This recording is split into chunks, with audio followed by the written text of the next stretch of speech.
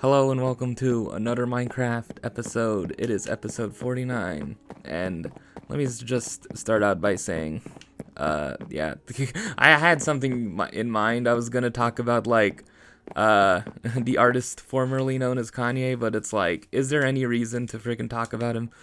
Yeah, okay. I mean, look, man, I feel like you should know my opinion on, things related to that. So I mean, yeah. Wow. First topic already is like a dud. God dang. Anyways. Yeah. I don't know.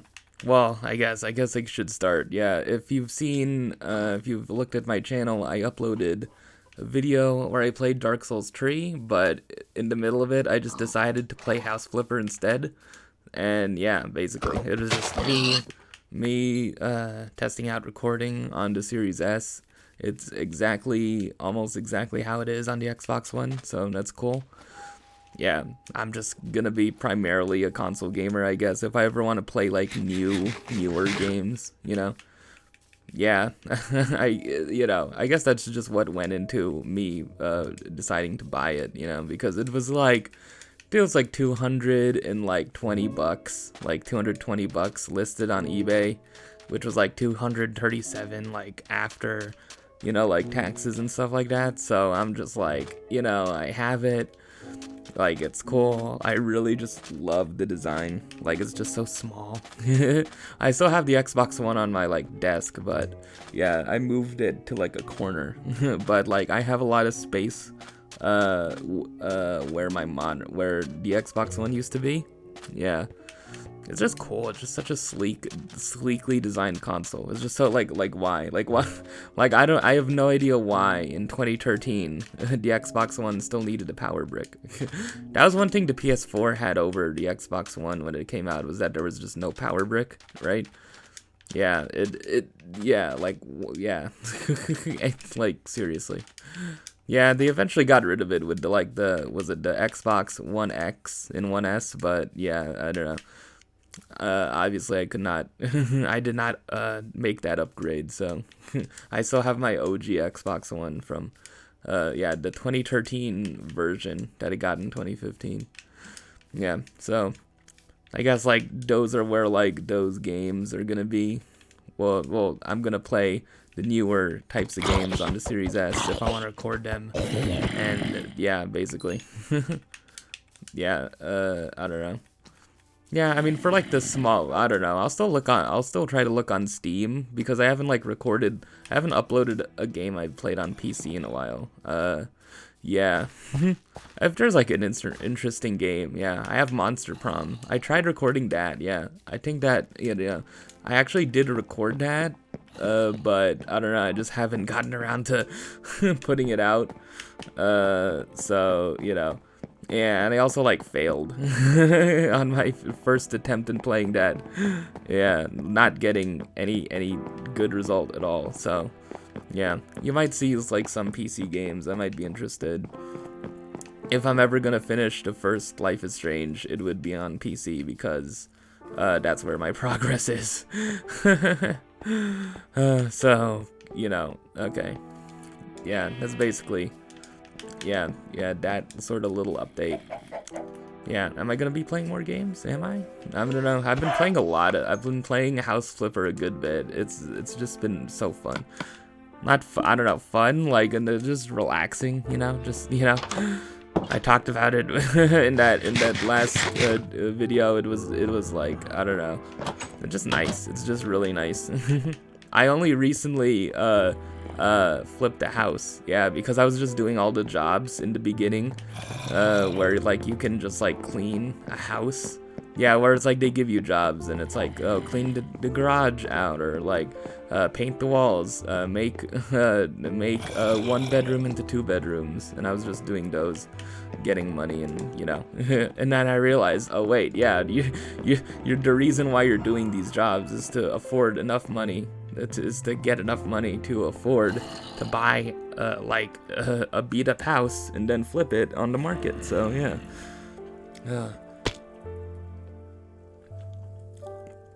Yeah, so Yeah, that's my Series S, man. Yeah, I'm just glad I have, like, a next-gen console. Yeah, should I talk about that? Yeah. My history of owning consoles, man. Yeah. Yeah, it all goes back to the PS2. Obviously, I did not buy a PS2 on my own. Obviously, like, the console I grew up with was the PS2. And then I moved to the 360, and then I moved to the Xbox One, and then, yeah, basically. I guess this is the latest edition, but, like, I don't know. Yeah, I don't know. What is the, I mean, the PS5 is still pretty expensive, isn't it? Isn't it still, like, around, like, $500? It's like, I mean, I would assume you can get it, like, discounted, like, for, like, 400, but, like, yeah. Aren't they still, like, really, really hard to get? It's, yeah, you know. Oh, did I talk? Oh, my God. Yeah, I mentioned another 90 Day Fiancé thing in the last video. There was a 90 Day Fiancé episode where this guy, this Nigerian guy called Usman, he is a musician who goes by the stage name of Soulja Boy, Sojaboy. Not Soulja Boy, Soulja Boy, Soja.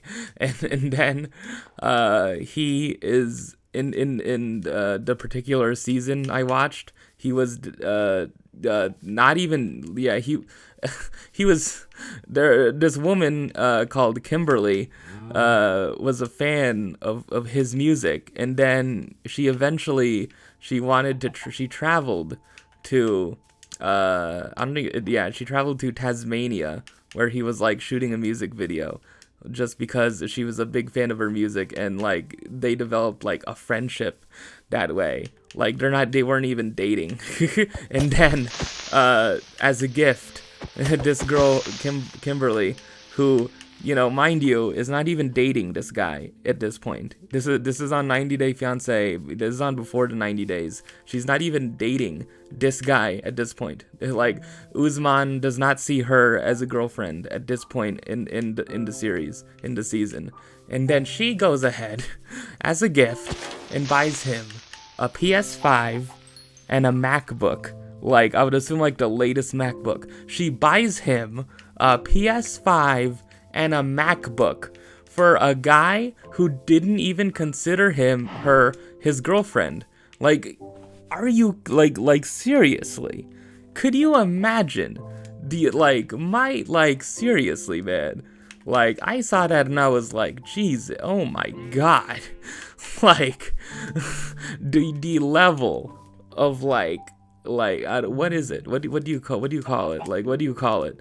Like, my God. I mean, I guess it's like you could reason it to be like, oh, she has a lot of money anyway, like, you know, but it's like, dude, to get frickin', like, a guy that didn't even consider you his girlfriend, like, almost like, you know, like $1,500 worth of frickin' tech, like, seriously, he got oh my God, dude, insane, just insane.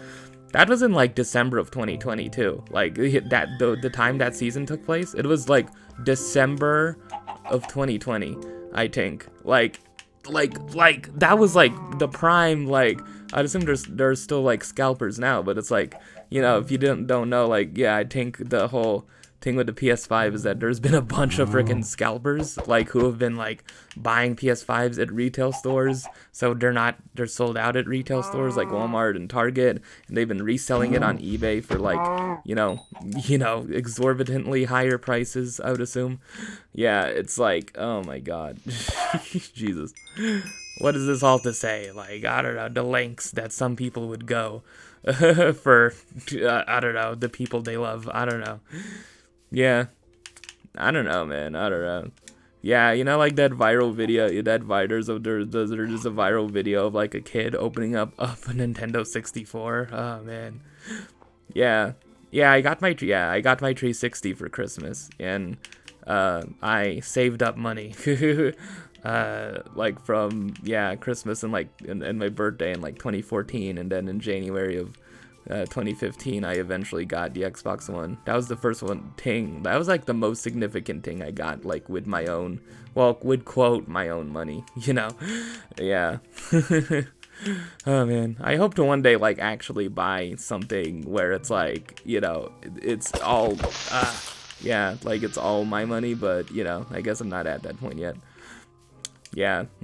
I guess like, look man, if ooh, I guess like if I ever become a published author, right? You can like clip these, and then you can clip these, and then you could be like, see, he's privileged, and I'd be like, yeah, and I probably would not argue that, like, yeah, I am a little I don't know, I'm not, I don't come from like the wealthiest family, but it's like, I think I think like over time, like I've gotten like like my family, I guess, has gotten like more like stable financially, so I don't know, I guess I'll leave it at that. Oh man. Yeah, there's a whole like thing on like, publishing Twitter of like calling out like privilege, and obviously that's like those are good conversations to have.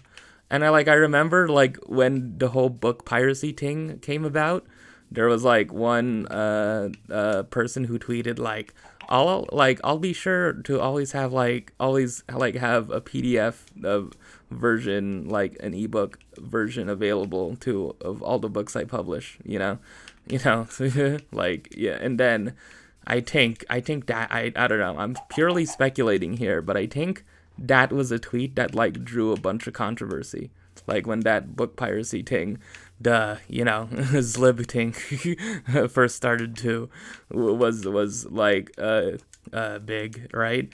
And then like there were just a bunch of tweets that didn't quote tweet it, but they were doing just the classic freaking publishing freaking thing, and also a general Twitter thing of like, if you don't want to quote tweet something but you want to talk about the original tweet, you're just like, ugh, that tweet, that poster, ugh, and then they were like calling out, like, it's like, I don't know, they were calling the original tweet like, there was one tweet in particular who called the original tweet like, that is that instead of it said of the original tweet, that is the most one of the most privileged things I've ever heard. And I'm like, I don't know, I mean, why, like, what, like, I don't know, what purpose does it serve, to say something like that? Like, I don't know, to me it's like, if someone, yeah, I mean, I don't know. I don't know, is this me taking a stand on anything? I mean, it's really just, I mean, I don't know. I just don't see the point. I don't know. Am I gonna have an in-depth discussion on privilege? I mean, I don't know. Yeah, I mean, I feel like it's important to talk about. Yeah, I mean, but like, I don't know. Just someone saying like, I want to make sure to have like free versions of the books I publish, available to anyone who reads my books. I mean, and then that being labeled, as like privileged. It's, I don't know. I guess that's just a sentiment I don't agree with. Yeah. Also, like, the thing I like, a thing like I kind of forgot to like talk about in terms of that piracy thing is that, like, I think the people who are most like vocal about like book piracy is bad and you shouldn't do it, like the people most vocal were indie authors.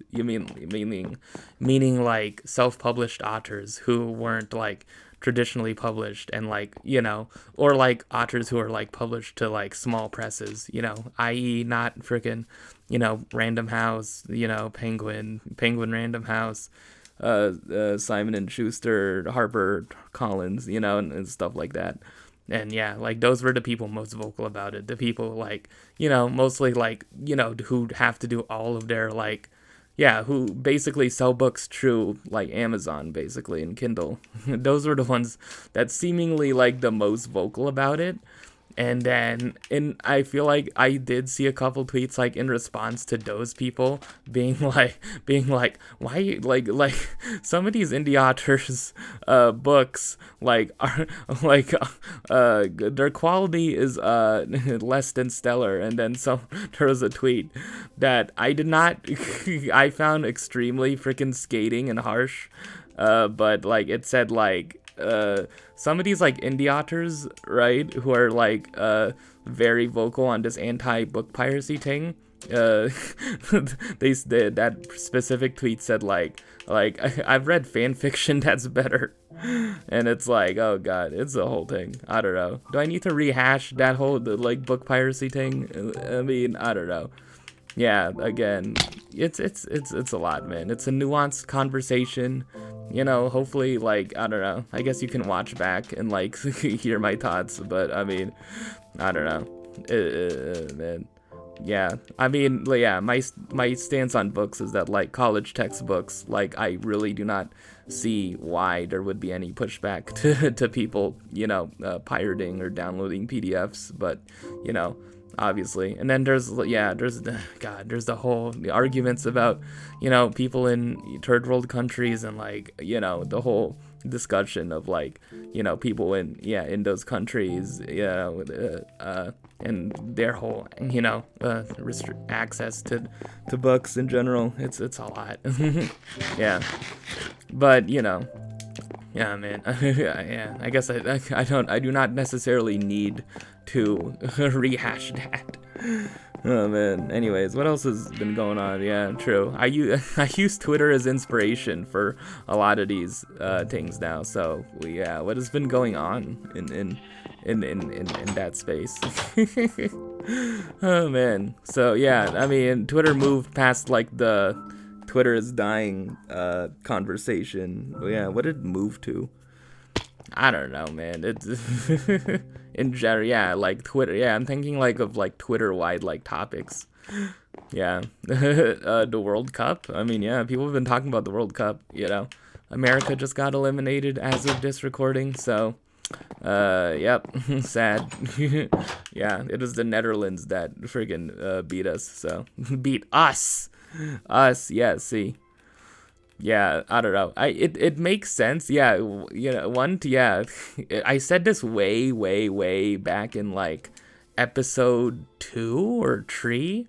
Like episode 2 or 3. Like I think episode 2 was when I was talking about like, I remember watching episode 2 back recently, and I was talking about like First Take, and I was explaining like all of the freaking narratives I learned, sports narratives I learned through First Take, and I'm like, damn, what a different time. Oh man, it was, yeah. So like, yeah, what is it? Yeah, I talked about the phenomenon of like, if you like are into sports, right, and it's like you are a fan of like a certain team, right? Like if you win a game, if that team wins a game, you're like the individual fan is like, yeah, we did it, we won that game, us. And then when they're discussing like trade moves, they're like, yeah, we need to go and get this player, and it's like, I don't know, I felt like really annoyed at that phenomenon. And yeah, I think I have like cooled down on that that stance, but I don't know, I just think of it as like corny, you know. Yeah, like a little cringe, but I mean, you know, when it comes to like the Olympics and like, you know, national teams, like it makes sense. It makes sense that you would be like, us, we, you know, we did that, you know. Even if like a lot of the people probably talking like saying that with the men's soccer team, the US men's soccer team, like do not watch soccer like ever other than like maybe the World Cup. It's like, I don't know. Yeah, it's just a thing to like be into. It's just a thing that you like. It's like, are you following it? You know? Yeah, it's, you know, it's it's the hip thing to do. Yeah, it's yeah. So yeah, what are surprises have there been in the World Cup? Yeah, it was Qatar is hosting it, and then Qatar got eliminated from its own World Cup it's hosting. I don't know. There's this guy, he's called like Lionel Messi. Like, I don't know who that guy is, but oh man. Yeah. Yeah, I had a thing where it's like I couldn't like name any American soccer player other than Megan Rapinoe because of, you know, they won the Women's World Cup in like what, 2018? Yeah. And it was like a whole thing that like Megan Rapinoe and like the whole women's national soccer team refused to go to the White House, you know, because of who was president at the time. Yeah, that's basically that was basically the only soccer player I know, but I know other American soccer players. There's a guy called Christian Pulisic, who yeah, had like a groin type of injury in like a game against Iran. And then there's a guy called, was it Timothy Weah? Weah, right? Yeah, his father was a soccer player. And there's a guy called yeah, basically this is yeah, I don't want to be wild in guessing these names. Yeah, I'm finally doing what I have been doing for like 2 episodes. Yeah, I realize it. Yeah, I just want to clear. I should clear this out. Yeah, yeah, just clear this out and like, yeah. But I don't know what I'm gonna do. I mean, I guess yeah, I guess like replace it with dirt. I mean, I don't know. I want, yeah, like maybe just make like a whole opening, right? Yeah, like maybe I just like find the center and like make a whole opening. Yeah, I don't know, man. But like that's the thing. It's like, what am I gonna do about this? Yeah, I guess I'll just only leave this. I'll only leave the stairs, but like everything else. Yeah, there's like there's a soccer guy who does like, yeah, a former member of the U.S. men's national team who does like coverage, I guess, of like soccer, called was it Taylor Twellman or something? Yeah, he came on First Take. That's how I know. Oh man. Oh yeah. Anyways, yeah. What about a sport I do know? True. Yeah, true. Okay, I'm updating my MVP ladder. Okay, yeah. I said like Luka Giannis was probably the MVP front runner. Yeah. I don't know. Due to the fact that the Mavericks are like hovering around 500. Yeah. Probably Luka should not be number 1. And yeah, number 1. You know, it's Jason Tatum, you know, it's Jason Tatum. Come on. Like, seriously, the way the Celtics are playing, I mean, you know, yeah, I mean, there's a whole, like, divide on people who talk about the MVP, on whether it should be, like, should it be the best player on the best team, or should it be the player who's the most valuable, or, you know, I don't know. But I mean, I don't know. I think the MVP should be at this moment is Jason Tatum. You know, I think it's like Tatum, Booker, Giannis, Luka, yeah, and then Steph, basically. I would say. Oh man. So you know, yeah, that's a sport I know. Anything interesting going on there? The Lakers are looking better, unfortunately. I mean, yeah, AD is healthy. He's playing like really, really, really well. He's playing like the best he's ever had since like the bubble. But you know, yeah, I guess yeah, it's always like the question of like, you know, how long is it gonna last? Is he gonna stay healthy? You know, like, you know, is the fact that the Lakers are top heavy gonna like, you know, bite them in the future? And you know, I don't know. I think it's still my view that like the Lakers are gonna hit a wall. You know, I really do not see them being like a significantly above 500 team, to be honest. I don't know. I just don't see it, man. I just don't see it. You know, I guess if they get really lucky, but yeah, they won against the Bucks last night, but yeah, that wasn't luck from the Lakers standpoint. It was just like being the better team that night. So yeah, props to them. I'll give it up to them, but you know, are they gonna keep it up? Oh man, they did blow a 17-point fourth quarter lead against the Pacers. So, oh man, yeah. So anything else in the NBA that's interesting? Oh, yeah, the person I mentioned in the beginning said something about an NBA player, and then Twitter proceeded to just, you know, meme about it. But really, there's just no evidence to support it, and like, come on. Come on, man. Oh man, oh god. Anyways, yeah, if you know, yeah, you know. Yeah, I ran out of coal. Why don't I have coal? Why? Because I died, I know, but it's like, god. Yeah, should I go out and try to mine again? I mean, like, Am I prepared? Because it's like, I feel like I would, yeah, I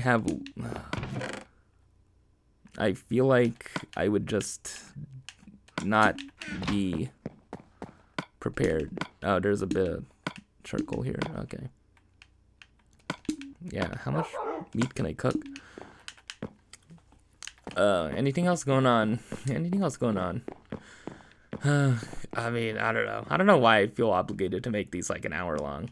It's just because I just like that length. I don't know. I just like having looking at my channel and like being like, I uploaded this many hours of content, you know? Yeah, just a lot. Yeah, am I gonna do anything special for episode 50? I mean, not really. It's not. I don't know. It's not.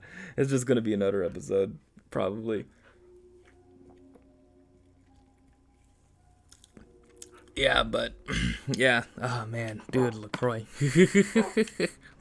I'm just keeping these in because I'm keeping me drinking LaCroix in because it would just be a lot to edit.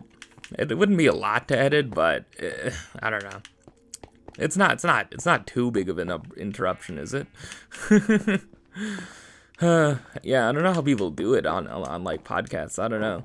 I feel like I used to be able to like go on like and do like an hour long recording and not have to like drink anything, but that's also like when I spaced out a lot between what I said. That was back when like I would space out what I was saying by like like 10 seconds or more. Yeah, that era. I mean, yeah, I watched some of those videos back and like and the one thing I noticed is that like I don't say that often. I do not say nearly as much. I don't say like nearly as much, but I don't know. I'll just take it. I'll just like it's my filler word, I care about filler words in, my writing, but in my speech at this point in time, not really.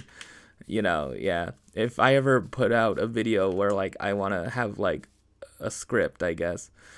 Yeah, not really a script, but just like a video where I want to say a certain specific thing, obviously, like I'll cut out all the filler words, but yeah, for now. Yeah, I gotta go back. Yeah, I just do not trust myself to like be. Yeah, I do not trust myself to go alone. I do not. Please, can I just get some coal? Where's some coal? No, man. Oh man. Oh, here's some coal. Here he is. Oh yeah. There you go. I'm doing something. I'm finally mining. Wow. It was right here all along. There you go. There's a bit of coal. Now I could use this to get some torches going. Load the furnace. Yeah. Yeah. Anything happen in like books? That's interesting. I mean, again, it's all stuff I don't really have anything to add to be honest. I mean, yeah. There's currently like a strike going on in Harper. Yeah, of the workers of HarperCollins, right? And yeah, basically, yeah, yeah. I don't know that much about it. I just know that like there's a strike going on. Yeah, the union is trying to negotiate something, but yeah, that's basically all I know. Anything else? The woman who wrote Light Lark is on like a 30 under 30 like feature or something. And yeah, some people have a problem with it, but it's I mean, I don't know. Yeah, I mean, she's like her book was successful. I mean, what can you say? I don't know, man. I don't know. Yeah. I mean, basically, what am I trying? Yeah, I already talked about Light Lark. I mean, it's like the worst criticism you can levy is that it's not a good book. I mean, yeah, that's basically it. It's just, yeah, again, I just said that, like, oh, I would assume it's just been getting more attention because, of TikTok, right? TikTok was significant in getting it popular, yeah. And again, another freaking conversation to rehash. Oh, man. There's just so many of those conversations, man. I don't know. Maybe. Yeah, it would be interesting if this whole like TikTok thing kind of loses its freaking like relevance. But like, is that gonna happen? It's like probably not. Uh, yeah, I mean, I don't know. I don't know when. Like, I really do not know when. I don't know. It's weird how like it's weird. I don't know. In 20 like again, yeah, I talked about like querying for the first time in like this like November, December of 2019, and then like the pandemic happened, and then like I'm following I'm like seeing a lot more like tweets from, the writing community on Twitter, quote unquote, and hearing a lot more tots, and I don't know, it just seems like within like 2 years, yeah, basically, I don't know, the pandemic seemingly changed the publishing industry like a lot when I wasn't looking. Yeah, when I wasn't like, I don't know, that focused on it, because it was a pandemic. Yeah. Yeah, 2020 was a time, man. I don't know. What a statement. It was a time when I did not write that much. Yeah, I don't know. Whenever I talked about writing in those episodes I uploaded during like 2020 and like early mid 2021, like I was not getting much done, okay?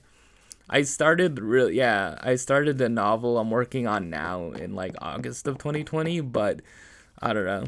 Yeah, I think about like how long it's taken me to like write the story, but yeah, I've given myself some like I don't know, leeway, or like I don't know, I've given myself some a little bit of I don't know, an excuse or like a justification, because of 2020 being a pandemic, and like especially like November, December of 2020, like I don't know, it was hard to remain focused during that time. I don't know.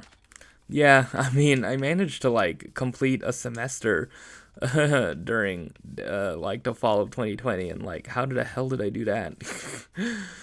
I don't know. I still it's yeah, even with classes that like weren't like that time consuming, it was hard, man. It was hard.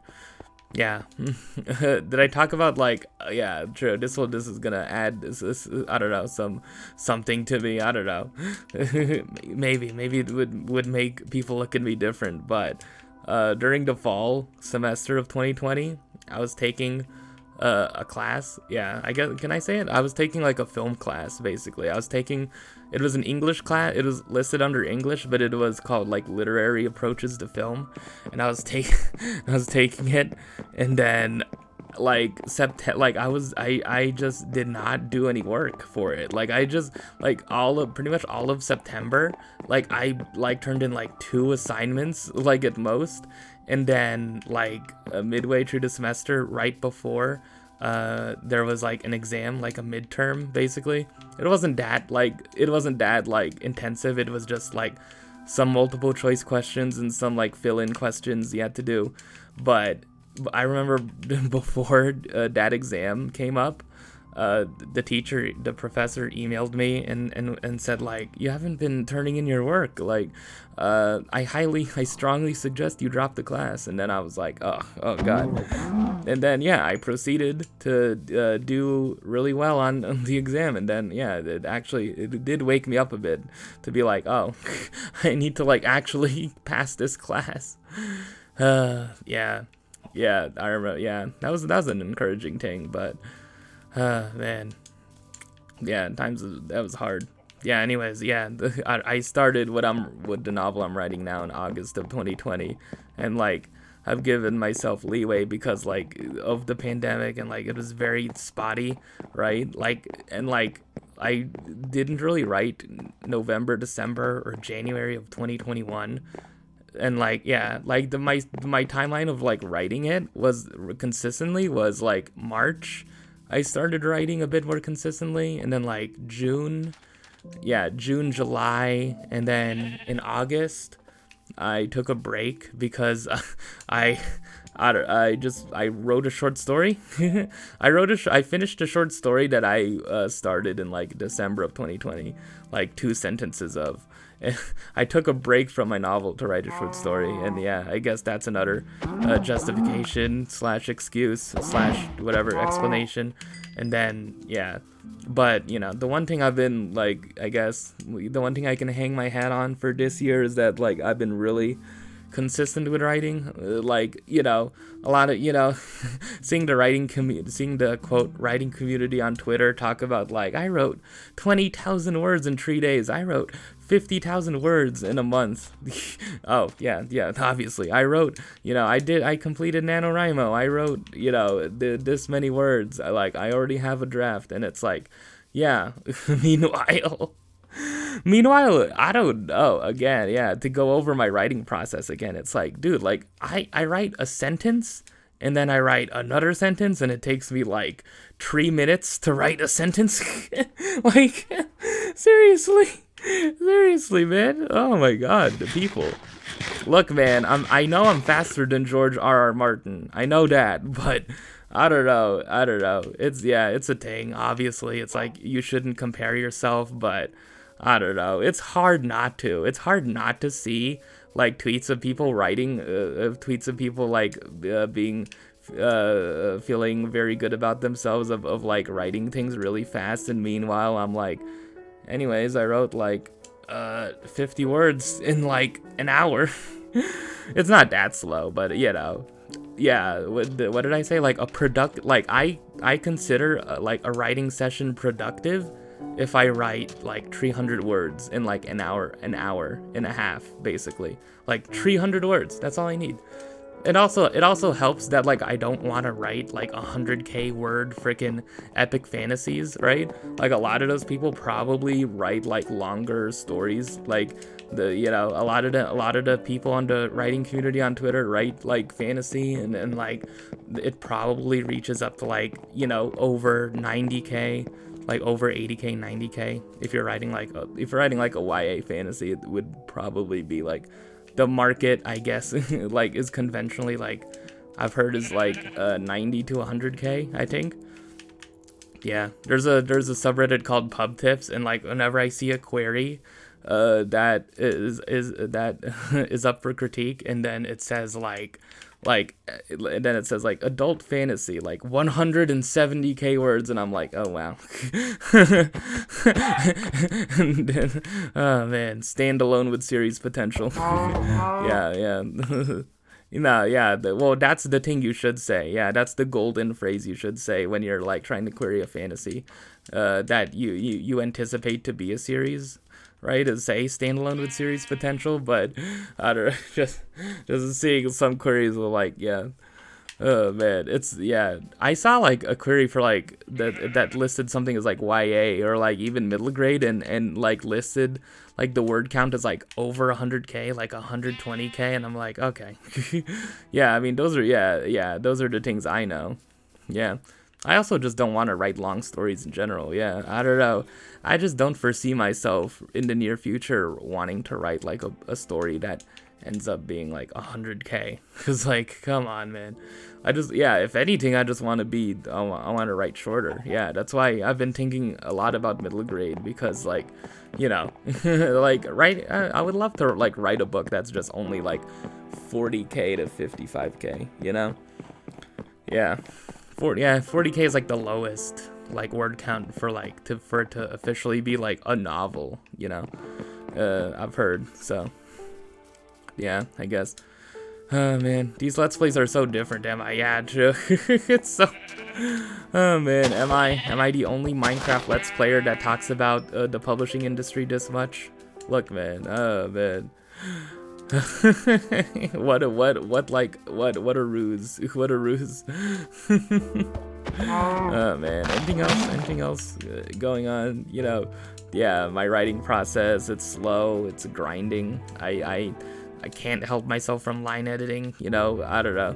I don't know. To me, a successful, productive writing session could be just like I line edit my, you know, the words I've written for like, I don't know, like 30 minutes and like only write 200 words, like 150, 200 words of new material.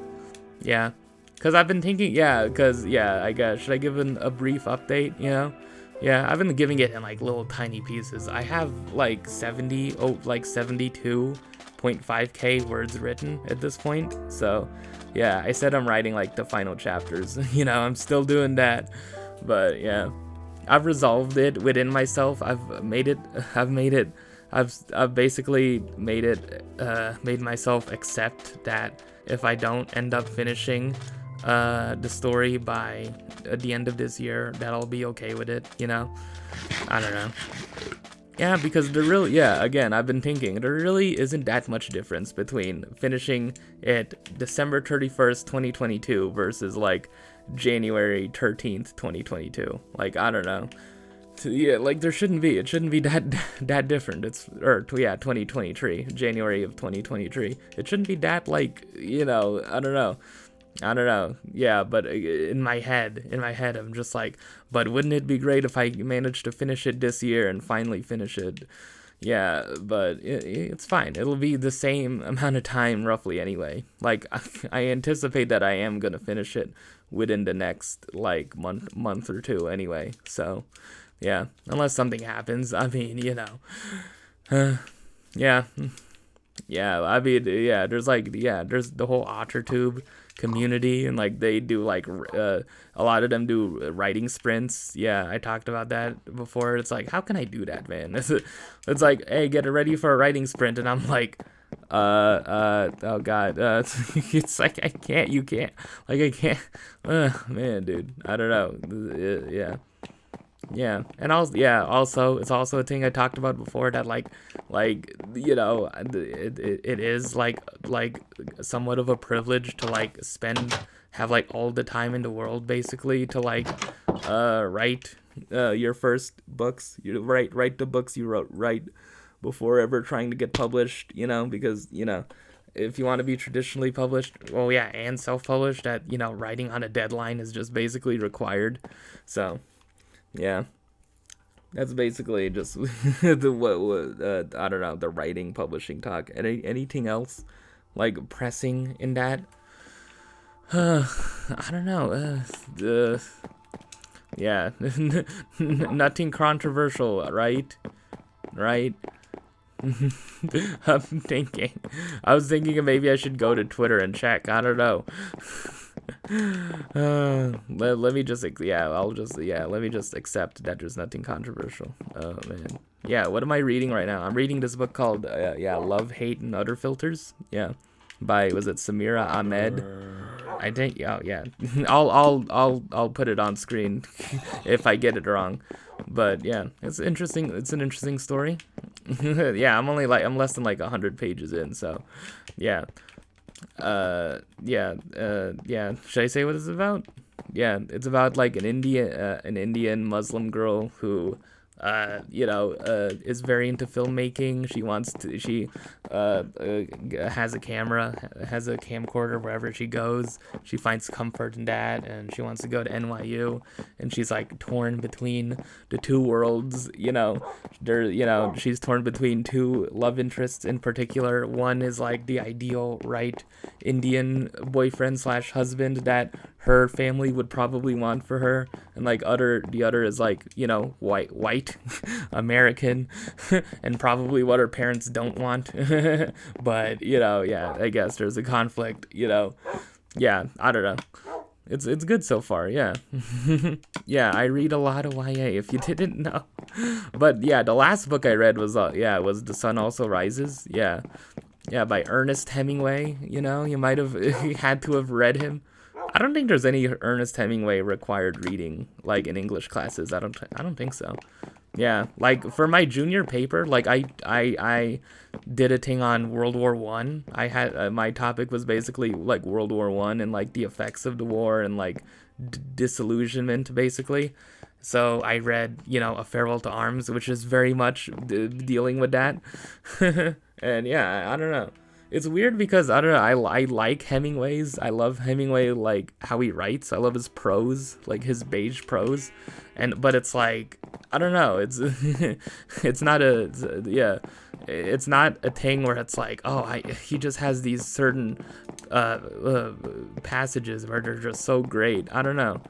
Yeah, I think like I enjoyed the parts in The Sun Also Rises where he talks about bullfighting. Yeah, it's basically about people, members of the lost generation. You know, like a lot of them are like World War I vets. Just, you know, a lot of them are like up. You know, like they have the money to like be expatriates, and like a lot of them are American, British expatriates who live in France and like Spain, and like they go to Spain in the book, and like, you know, they see like they have a fiesta, and they go bull and they see bullfighting, and there's stuff like that. So I don't know. This is interesting. I just really like the Lost Generation is like a period of time, you know, that like 1920s, you know, era. You know, yeah, F. Scott Fitzgerald too. Yeah, you know, Gertrude Stein coining that phrase because she was in a room full of people, including Hemingway, supposedly, and then she said, "You're all a lost generation," and which was the title of one of my videos. Yeah, so, yeah. I don't know. Yeah, am I gonna make like a top books of the year blog post like I did last year? Maybe. I don't know what I'd put on it, to be honest.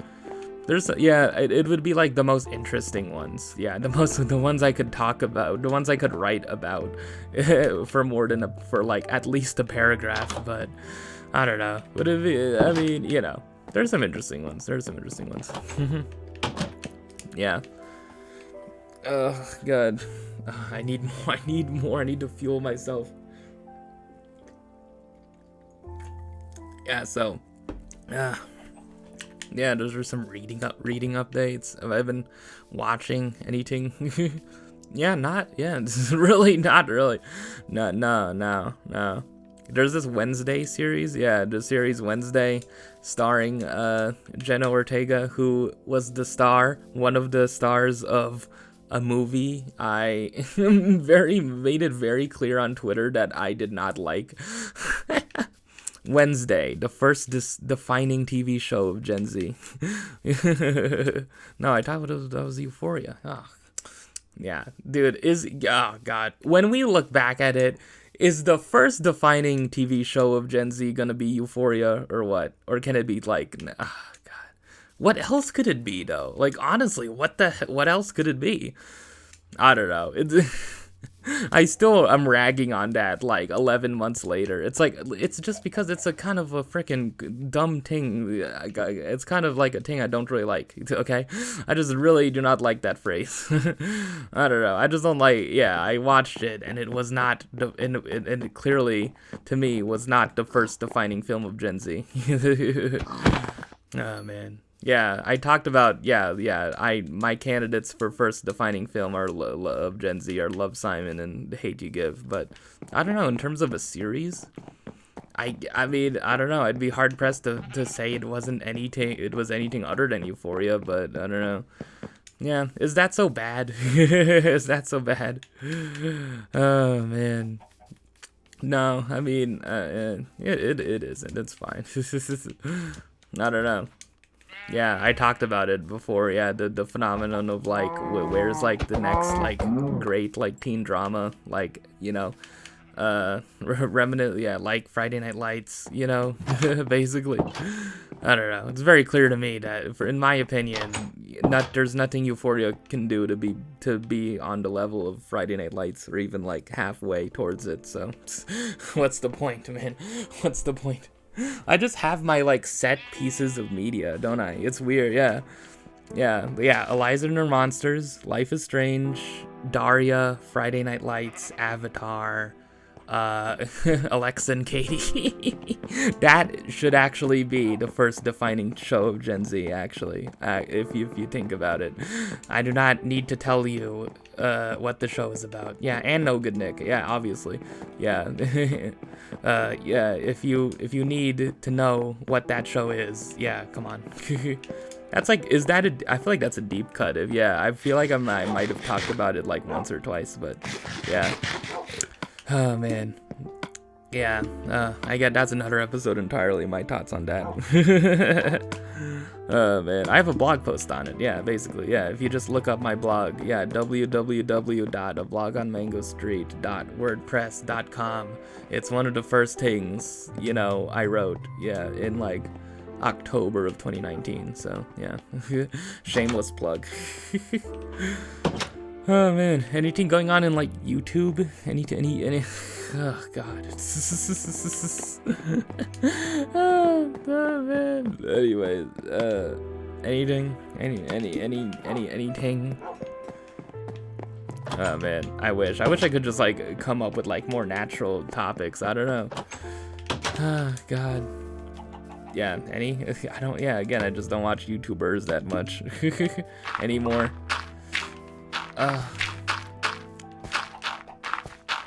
Yeah, I'm watching Trash. Yeah, I still watch Trash Taste. Yeah, they're cool. any like actual new? Yeah, no. Oh man. Okay, here you go. This is a bit better, right? Yeah, I like how we like started that landscaping and then I just stopped. I just stopped. Oh god. Oh man. True. The one thing you can say about the series is that it's unique, right? Like, yeah. What what else? You think it's gonna be someone only playing Minecraft? Well, you are mistaken. Oh man. Yeah. Anyway, yeah. What's a ting? Yeah. My ting. Yeah, my ting, I guess, is stuffing. Why is like I feel like stuffing is somewhat underrated in terms of like Thanksgiving foods. Like everyone talks about like cranberry sauce and like mashed potatoes, mac and cheese, but like I don't know. I feel like stuffing should get its due because it's just good. You know, like I made stuffing from like a box recipe, a box mix, and like it's just really good. It's just the ideal freaking side, you know? Yeah, it's weird. Yeah, like mashed potato. Yeah, like eating like any meat or like protein with like stuffing is like so good, man. I don't know. You just try it. Yeah, like the next time like you're in a grocery store and like you want like a side dish, you know, like if you want to cook like a steak and it's like, oh, you would ideally have steak with like mashed potatoes or fries, right? How about you try like eating it with stuffing? I'm sure it'll be good. I don't know. To me, stuffing is great. Yeah, I guess. Yeah, that's my take. Stuffing is good. Yeah. It's not that hard to cook it. Yeah, I don't know. The one part of the recipe that is where like you have to like chop. Yeah, if you want, you can chop up celery and like or onions, and then it says like you have to like saute them in like butter because you melt butter in a saucepan first, and then you throw in celery or like onions, depending. You don't have to do that, but if you do, like it instructs to like wait until they're like translucent. Which, like, you know, I know scientifically what translucent is. Yeah, like you can partially see something, but I don't know, light is like can partially get through, but yeah, I don't know what it means culinarily.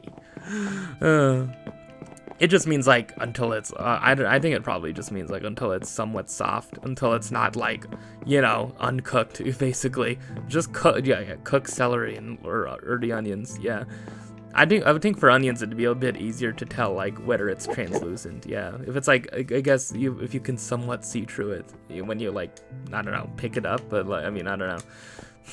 That's my thing. Wow, I'm really running out of takes, man. Oh man.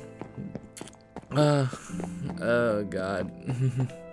Yeah, should I talk about my Thanksgiving? I mean, I don't know. Yeah, I'm just gonna have this thing called like privacy. Yeah, I don't want to do. Yeah, true. Anyways. Yeah, anything other? And oh god, Jesus. Any other NBA things that I should get to? Any other? Oh yeah, Patrick Beverley bumped into, shoved DeAndre Ayton from the back. He shoved another Suns player in the back. He got suspended 3 games. Oh man, the aforementioned player, you know, oh man, dude, what is up with, yeah.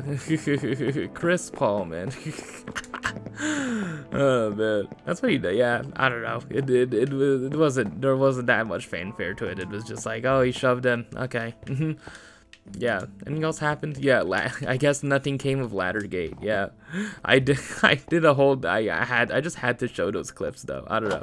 That's how it's how I had to do the thing justice. Yeah. Yeah, just the general state of teams. Yeah, the Warriors are doing much better. Yeah, the Warriors are looking like the Warriors who won the championship as of recently, but I don't know. In my heart, I would really want them to not be as good as they were last season. I wouldn't want another champion other than the Warriors, right? Yeah, the Bucks are looking good. Yeah, it seems in the East, like the Bucks and the Celtics, two best teams, and then there's everyone else, basically. And then, yeah, for the West, I don't know. It still seems very wide open. Yeah, the Suns are the first seed in the West right now. The Nuggets are good. The Jazz have not been as good as of recently. The Kings are still above 500. The Clippers are like very confusing because Kawhi hasn't really been healthy, sadly. Yeah, but like fully loaded, fully loaded as in like Kawhi and Paul George, like fully healthy in their lineup. Yeah, I would assume people would be scared of the Clippers still. Yeah. Other than that, yeah, I mean, I don't know, like who is even gonna come out of the West? I don't know. I just hope it's it would be cool if it's a team other than the Warriors, to be honest. Yeah, I've kept this donkey here. Yeah, I don't have like a lead. Or no, a saddle. I think I do have a saddle. I checked. It was there somewhere, but yeah. Okay. Yeah, is that basically oh yeah, music. Oh yeah, how did I not talk about? Oh my god, dude. The Naked and Famous's freaking third album is like just as good as their first two. Seriously, freaking. Oh my god, Hire's been stuck on my head like this past week. I listened to it like 4 days in a row. Like seriously, yeah. I don't know. I think it's become clear. Like I've officially made it like official. Like for me, that, like the Naked and Famous are like probably one of my favorite bands now. Like in terms of like their musical output. They're up there. I don't know if they're like, I don't know. It'd be hard to rank like a top 10, but like, I mean, really, yeah, they just make really good music. I mean, I don't know. They're pretty damn consistent in making good music. It's basically, yeah, I don't know. Yeah, their third album is like way more, yeah, like they've always been, like since their first album, like kind of like, yeah, like indie, but like they make like indie pop that's like heavy, a bit heavy on like the electronics, right? You know, like I don't know how I'd describe their sound. Yeah, indie pop / rock, basically, where it's like you know, I don't know how to do. Yeah, I guess just listen to like Young Blood or Punching in a Dream, and like it's like it's pop music, but it's not like the way that like the way pop, like mainstream pop music is, you know. But it's very clear they want to make pop music, right? Yeah, and like their second album, In Rolling Waves, right, like takes that up. Like I feel like they really like making like big sounding pop music. You know, they can definitely do that. You know, Hearts Like Ours basically is that, but they can also make like ballads that are like really like cool. You know, that like aren't immediately catchy, but like, you know, have like certain like parts in them that are really, really freaking powerful. Like, yeah, like Grow Old, like the line when, was it Alyssa? It says the line like, in rolling waves are dissonance or something. Yeah. Oh man, so good. You made your bed, now lie in it. Yeah, it's like, I don't know. Yeah. You know, in Dismass, right, when like the synths come in, you know, when they're just like saying each of their phrases like one by one, you know, they're exchanging the vocal lines, yeah. And then, yeah, basically, yeah, the last track in that, yeah, A Small Reunion, you know, very like, yeah, it's like, it's not, I don't know, it's weird. There's a, yeah, I described it as like, my initial thoughts are that like their third album like has a lot less like space, you know, like there's always like a more up-tempo electronic like undercurrent to all of the songs, right? But like their second album has a lot more like space within, like, you know, there's like longer, yeah, there's like a 6-minute song, like a 5-minute song, like a couple 5-minute songs, you know, where there's like more like room, you know. But yeah, their second album, basically like all the songs are like 3-4 minutes, you know. Yeah, The Runners too is a really good song. That guitar line, oh god, oh god, at the beginning of that song, yeah, seriously. I don't know, Naked and Famous are just like a really freaking good band. I don't know, they just make the music I want to listen to. Like, is it really, like, again, like, why can't there just be more like, I don't know, indie, whatever bands today that kind of want to make music like them? I don't know. Why? Why? Seriously, why? Oh man, there's a lot of new music that I haven't like gotten around to. I listened to I listened to a bit. I listened to Wet Leg, yeah, but like only for like 2 songs. Yeah, my Spotify Wrapped was very disappointing. Yeah, because I don't use Spotify to listen to my music mostly. Like if I want to listen to music, I have an app, yeah, Black Player EX, where like I store albums locally on my phone on an SD card, and that's how I listen to music. I don't know if that's like old school or not, but yeah, that's just how we do it. It's basically just my version of having an iPod. Basically, that's basically what it is, right? Yeah, because on an iPod, it's all like local storage, you know. Yeah. You know, yeah, like I don't want to have to be like all like connected to the internet in order to like listen to the songs. Like I know you can download a playlist, but it's like, again, like that's I don't listen to my music library through a playlist. I just have all my albums, and then I scroll through, pick an album, listen to a couple songs, pick another album, listen to a couple songs. That's basically how I listen to music. I don't know if that's a bit weird or not, but yeah. Yeah, so yeah, my Spotify Wrapped was very disappointing. It was just, I just basically just like listen to albums on Spotify to like preview it, you know. Yeah, and like again, bringing up the piracy thing, you know, to see if I wanna still listen to it. I did that a lot less this year though. I don't know, 2020 and 2021 was like the big year I was doing that, but I've done that a lot less. Yeah, I bought the Naked and Famous's latest album, by the way. I bought it on Amazon for all, it's like $11. It ended up being $15 at the end of it, plus tax, but you know, it's worth the purchase. Yeah, my CD collection kind of grew. Yeah, I used this year to like buy CDs of like albums I already owned. I already had in my phone, but like not, you know, yeah. Yeah, I talked about like not having like good quality audio files for all the albums. Yeah, I fixed a few of those. I also fixed them through like the library. The library, the live city library I have has like a bunch of CDs, and like I use it that way. And I ripped them to my computer and replaced the old albums with like the CD versions of the albums that way. So, yeah. Basically, if I were to say like my top new discoveries, basically the Naked and Famous and Tegan and Sarah basically are like my top 2 big discoveries from this year. And like and I guess I could say like Anxious, you know, that emo band from Connecticut, fifth wave emo, growing up song's really good. I don't know, like I really don't know what else. In terms of album, yeah, Florence and the Machine, yeah, I've been listening to that album a little bit. There's some, Rabbit Heart is like really good. I don't know, I mean, yeah, I guess this year hasn't been the best for me discovering new music. It's only just because I just whenever I heard of like an album, or like whenever an artist I know released a new album, I just added it to Spotify, and it just took forever to listen to it. Yeah, it's, you know, God. Yeah, I mean, Yeah has released an album this year, Arctic Monkeys, like, yeah, a lot of, yeah, the 1975, I guess the 1975 are somewhat, yeah, cool, you know, yeah, I've only listened to their debut, though, so, any other new music discoveries that, you know, yeah, absolutely new to me? Yeah, I don't know. Oh God, I'm sure there are. I'm sure there are. If I look through my library. Uh, uh, yeah, I don't know. Yeah, I honestly.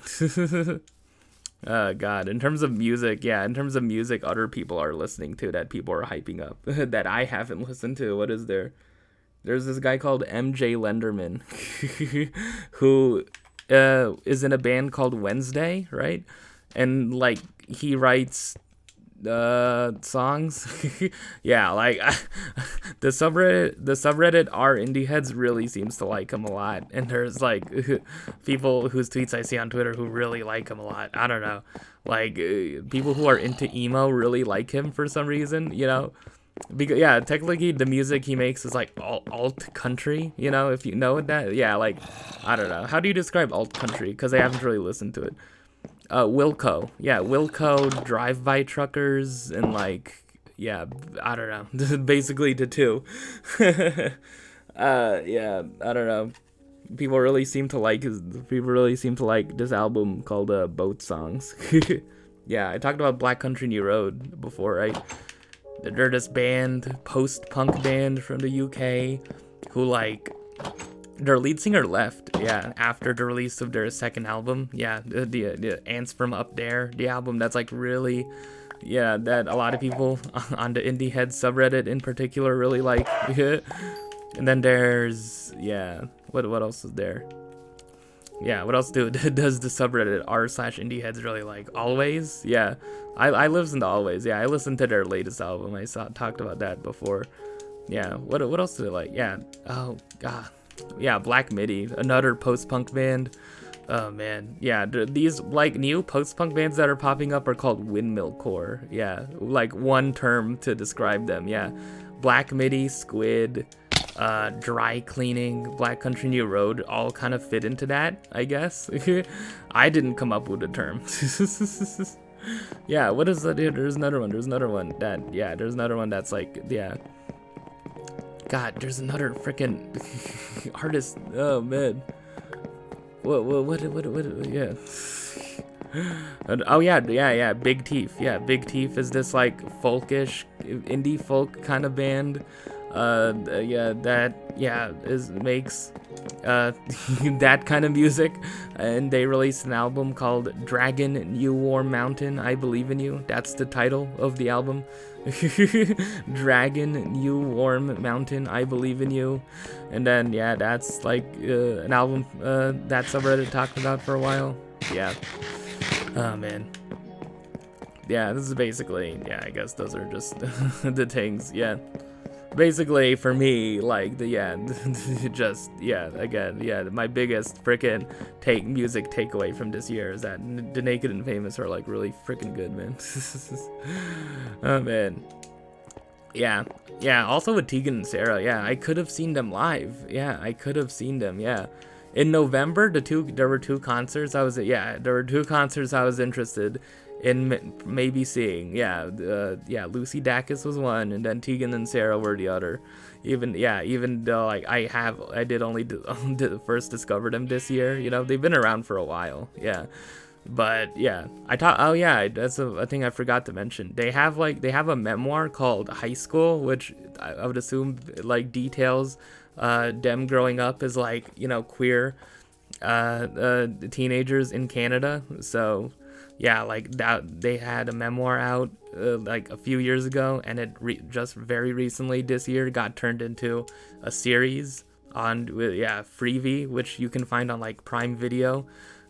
Which is to my knowledge, I think it's only 4 episodes. Yeah, I watched like all 4 like in like 2 days.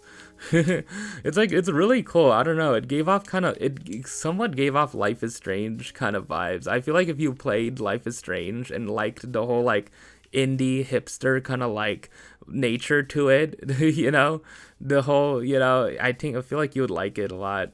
Yeah, I guess it's a dramatization of their lives as like 14-year-olds. Yeah, so it's interesting. Yeah, it's interesting how like edgy they were.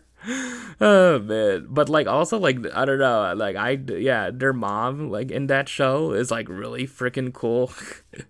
There's a scene where like she's like alone at work. She's at work and like her coworker, like she's working on her thesis because she was like in school while working, and like the person like next to her was like saying like, oh, what's your thesis about? And she's like, child sexual abuse with a focus on incest. It's just like, oh wow, fun.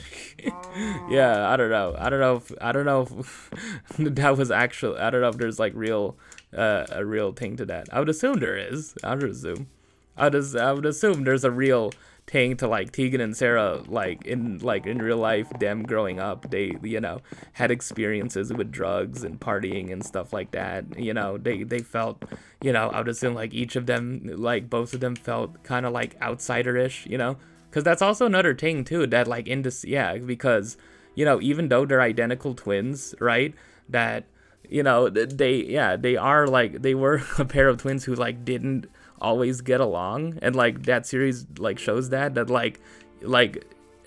they wanted to, each of them like wanted to kind of branch out basically, and like not be so associated with their sister. Yeah, it's interesting, isn't it? Yeah, I don't know, it was interesting seeing like a pair of twins act like that, because I've only seen twins in things where they're always like hyper connected and like very like, oh yeah, oh we have our own language, oh twin telepathy, but yeah, it's cool. I want to see more like twins like that, yeah, identical twins where like they're kind of different. Yeah, I've said before, right, I keep on saying I've said before, I don't know, I have done a lot of these, okay. I don't know, I've had this thought that like if I were an identical twin, I'd want to differentiate myself as much as possible, but yeah, I guess like it can be hard to do that, and like maybe, yeah, a lot of twins don't want to do that. A lot of twins like value like being so close to their brother or sister, but I don't know. Yeah, so that's that series. Yeah, I talked about Heartthrob, their album, yeah, their next album after that, I Love You to Death, is also like a synth poppy type thing. Yeah. Their previous album, a few albums back, Dakan, the song Dakan itself is like really freaking good. I think it's still like my favorite song of theirs. 19 from that album is a good song. Yeah. Their album before that, before Dakan, yeah, So Jealous, I Bet It Stung, is a really good song. Yeah, they're just, yeah, I don't know. Yeah, either, earlier on they were making like pop, like kind of like singer. Yeah, they were, I mean, obviously they're all they're always singer songwriters, but they were making more guitar heavy, kind of like indie rock, like bubble grungy stuff, if you know that term, right? What is bubble? What fits in bubble grunge? Yeah, it sounds, because it is a made up thing. All these genre things are made up though.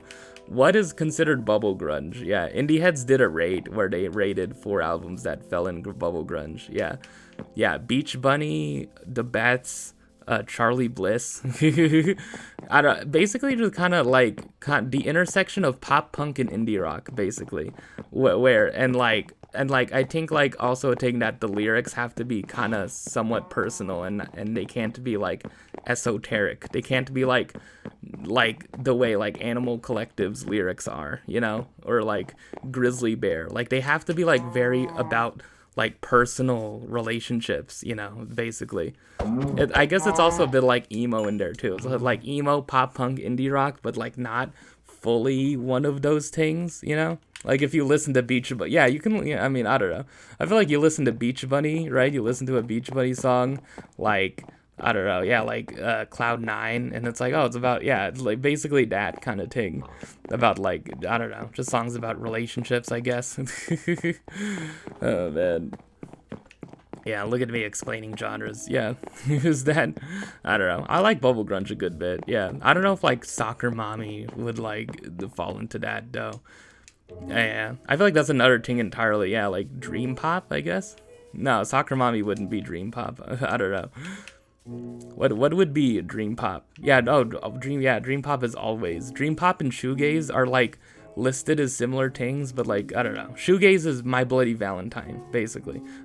If you know, so shoegaze is Loveless by My Bloody Valentine. That's what it is. I don't know. There are a lot of like albums that are, yeah, there are a lot of like, yeah, like math rock. Like, I don't know, like, what is the prime math rock example? Yeah. Yeah. American football, like, get brought up in that, right? Like, a little bit. Like, I guess, like, yeah, like, odd time signatures, right, is one hallmark of that genre. Yeah, it's all these genres that C made up. There's Midwest emo is a genre, but they're like bands from Pennsylvania, you know, like Modern Baseball is a band from Pennsylvania, but people talk about them in terms of Midwest emo. It's like, yeah, I don't know. It's a mindset, you know, it's a mindset. There are memes of like Midwest emo, yeah. I might put one in here. What? Look, I'm sorry. Look, let me finish, okay? I was wrong, okay? I was wrong. I need you more than you need me. I need you way more than you need me, all right? I'm sorry. Man, I'm sorry I made you late for your exam, and I'm sorry I ran over your bike, and I'm sorry I'm probably the worst brother in the world, and, you know, you're way better off without me, you know? I just need you to understand that I'm sorry, Josh, I'm sorry. Of just like, yeah, the twinkly ass like guitar riffs, and like it's like, oh, I just broke up with my girlfriend or something. Like songs where it's like you can imagine someone being like really sad over their ex, you know? Yeah, that's basically it. Yeah. Anyways, have I talked about enough? Any other last minute things? Yeah, I guess. Yeah, this is episode 49, man. Yeah, next episode. I don't know. I want to upload the next episode before the end of the year. And yeah, I downloaded Life is Strange True Colors to my Series S, so I think I'm gonna continue it on that. Yeah, and I think it's a thing where like all my progress like transfers over from console to console because my profile is on there. So yeah, you might be seeing that in the future. Anything else from me specifically? I don't know. Because I do, I guess I do use these as somewhat like updates on myself. Yeah, I don't know. I'll be sure to come back with some fresh publishing drama next time if I can find it. I don't know. Anyways, yeah, that's basically it for this episode. So yeah, thank you so much for watching, and yeah, see you on episode 50.